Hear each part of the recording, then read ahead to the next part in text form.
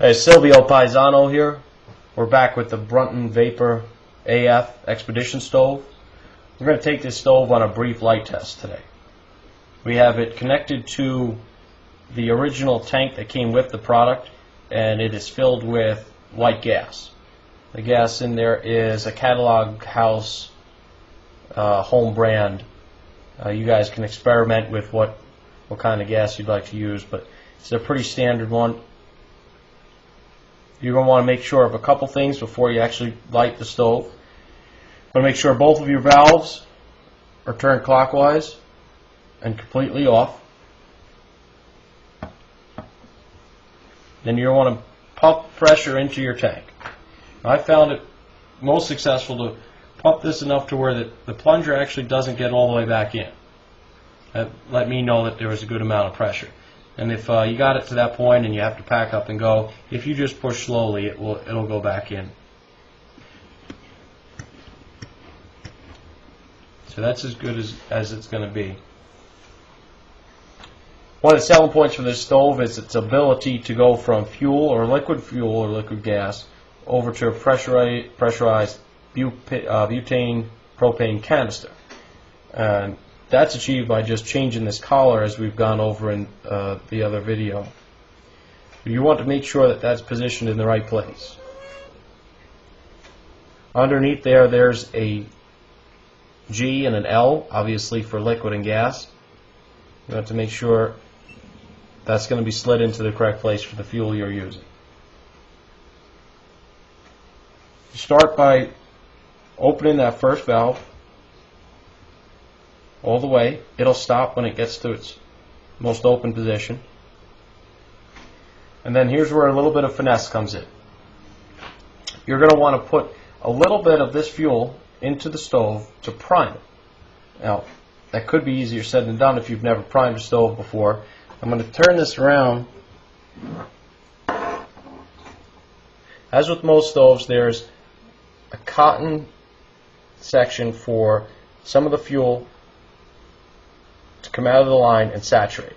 Just above my finger, it's really the only angle I could give you to see that. There's a white saucer of cotton, which we're going to saturate with some of the fuel.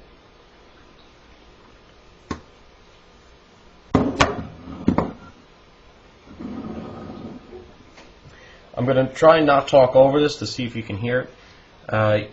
You prime this stove by very gently turning open the second knob and letting a little fuel flow into the stove itself and saturate that cotton.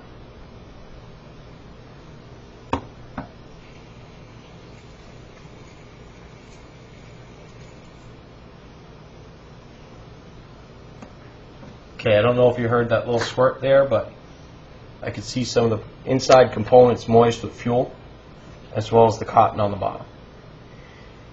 Now, you're going to want to stand back a ways, because depending on how much fuel you've let out to pilot before you're familiar with the stove, this could be a pretty large initial flame. So you want to be outside or near some way to extinguish any sort of accidents, fire extinguisher or other sorts.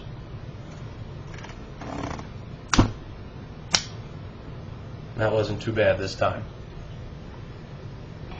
Now, the flame is pretty subtle. I'm going to bring this into focus as the can secondaries at this point.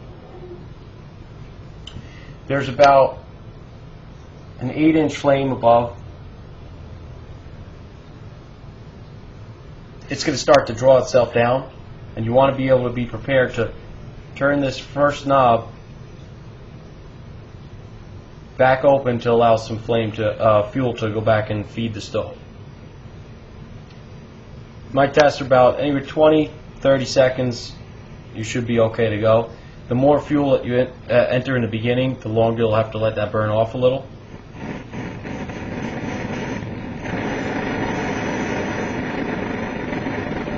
You'll see some flicker in the flame.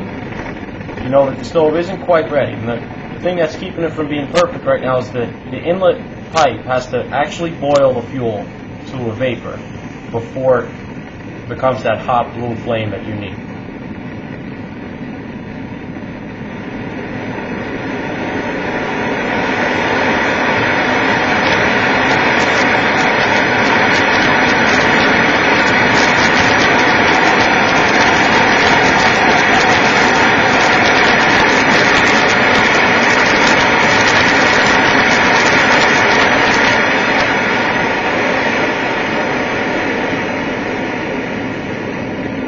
Another great selling point for this stove was its ability to simmer. As you see, we can take this all the way down to a low simmer up to what we just had, a full out fire.